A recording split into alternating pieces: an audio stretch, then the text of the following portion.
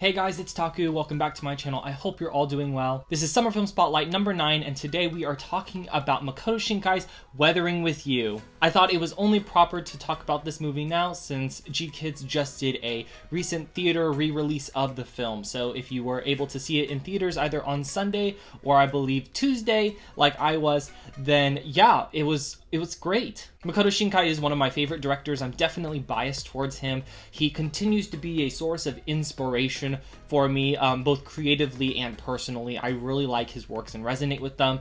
And so even though I had seen this before in theaters and I even own the Blu-ray, I definitely had to go in and get a ticket and watch this again on the big screen as it was originally meant to be seen. If you are unfamiliar with Weathering with You somehow, it's from the same director of Your Name, which is the smash hit romantic comedy drama that came out, I believe, in 2016. Weathering with You came out in 2019, and it features a slightly longer run, I believe, and lots of more weather animation, obviously given the title. The story follows Hodoka Morishima, who the summer of his senior year at high school decides to run away to Tokyo. He's got his own personal baggage that you figure out as the film goes along, but as he is in Tokyo, he is quickly realizing that he's pushed to his personal and financial limits. It's really hard to stay afloat, especially given that Tokyo has, since the past couple months, has had an unyielding rain. It continues to rain day in and day out, and the gloomy skies are really starting to get on pretty much everyone, but especially Hodoka. That is until Hodoka meets Hina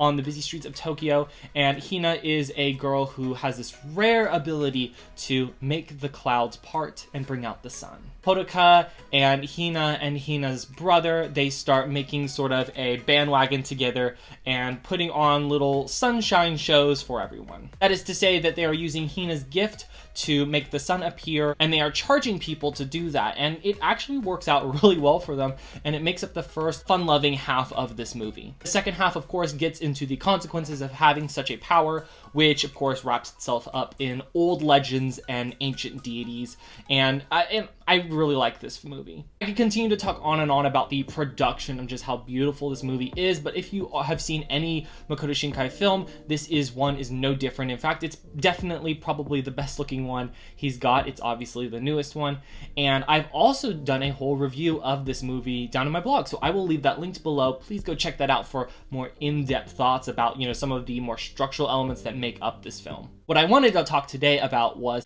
my second experience rewatching this film. There's a lot of things that you pick up on a second rewatch, and yeah, even though I've owned the Blu-ray for months after its release, I just decided to never watch it. I never opened it up for some reason, and I'm really glad that I held off because now I kind of have bragging rights saying that, the only time I've seen this movie is when I got to go to theaters and watch it, which was twice now. But yeah, there's some things that on the second rewatch I definitely catch more. One that I wanted to mention was the relationship that city people especially have with money and success. Obviously, Hodoka is a high school student, so there's not really a job that can fit him at his age, or at least a legitimate background, especially since he ran away. So he's pretty much lucky that he gets a job doing an occult magazine with some of the other characters in the plot. But as I was watching the movie this time around, it is really catching on to me that Hodoka is a really good kid. He's very responsible, he's very kind of well kept, he keeps to himself. I notice this the most when there's a scene and he knocks over a trash can, or he gets pushed into a trash can really, and all of the cans go flying around. And rather than just slumming around and continue walking off into the darkness of the city, he decides to spend time and pick all of it up. And then of course when he's at the apartment working for the occult magazine, he's over there picking up Mr. Suga's garbage and junk and cleaning things, learning how to do the dishes, learning how to cook food, learning how to write even, and he's just a good kid. And Hina's the same way. Hina is also very hardworking. She got a job at McDonald's, which of course she doesn't have, partway through the plot. But she also proves herself to be able to take care of her younger brother. There's even a quote where she says that she and her brother keep to themselves.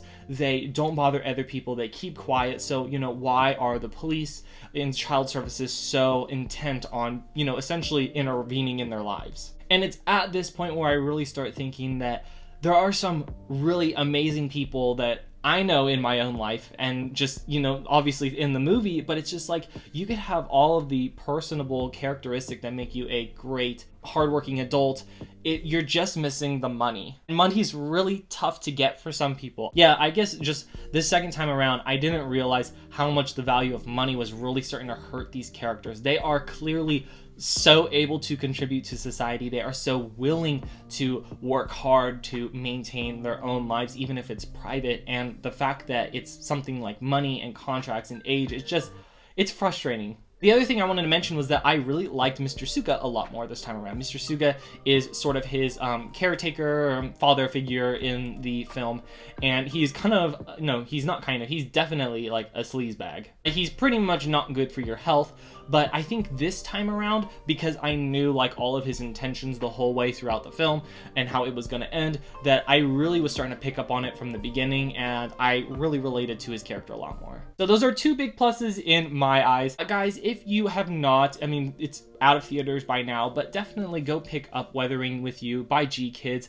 I'm really astounded by this film. It continues to feed me creatively and just inspires me as a human being to work harder. There's also beautiful romance in this movie, and I also really like the ending of how sometimes you just gotta screw everyone else and take what you want in life, especially when you haven't been given it, and this is your one chance to make something for yourself. It's not gonna be a message that everyone relates to and everyone accepts, and Makoto Shinkai knows this. He even cited it in his interview that is given, I believe, in the special features on the Blu-ray, but if you went to theaters, you might have seen the interview as well. But it's gonna be a theme that I think young people, or today's generation, will really resonate with, will really latch on to. And so yeah, Weathering with You is great. It's a masterpiece in my book, and if you do not watch it or have not seen it yet, you're missing out. So guys, it was a bit of a weird summer film spotlight this time around. I pretty much just wanted to highlight some of the things that I picked up on the second time around, but what did you think of Weathering with You? Did you get to go out and see it in theaters either a first time or a second time? Please let me know down in the comments. As a reminder, check out that blog post for more of my thoughts on the characters or other elements of the plot and production, because I didn't even get to talk about Radwimps' music, their score. It's so great. Thank you so much for watching this video, and till next time.